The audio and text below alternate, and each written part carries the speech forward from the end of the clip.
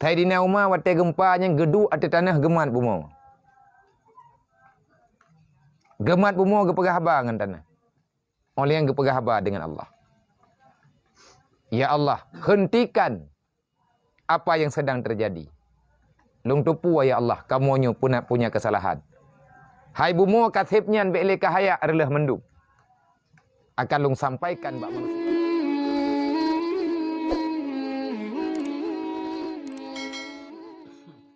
Kan tabi tak pegah. Monya gerhana kat terjadi thiaat nyan ba thalah karaya.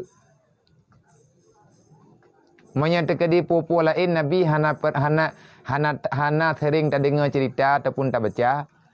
Yang paling susah Nabi kan perang. Yang paling susah Rasulullah kan kebakaran. Kan masalah gempa walaupun gempa nyan berat. Tai di nauma wate gempa nyan gedu ate tanah gemat bumo. Gemat bumo gepegah haba dengan tanah. Oleh yang gepegah haba dengan Allah. Ya Allah, hentikan apa yang sedang terjadi. Lung tupu ya Allah, kamu punya kesalahan. Hai bumo kathibnya be'le kahaya adalah mendung.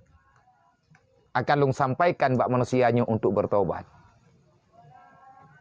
Kalau yang hana tobat, maka saya akan paksakan untuk berbuat kebaikan. Iya bumo. Kenapa ya Allah engkau begitu cepat menampakkan amarahmu? Nyantai nauma menang ke pegah. Melihat de kerana le pekiban terjadi. Nabi biraya agamo. Tekadeng le sahabat pekan nekli Rasulullah. Adakah urun-urun han depu putra kejadian oleh? Allah Taala uronyo kana kagak pegah le Allah Taala. Akan terjadi gerhana berarti Allah Taala ne pegah. Bumo sudah tidak utuh. Dunia sudah tidak utuh. Wahai manusia, sadarlah. Katuha bumoyo.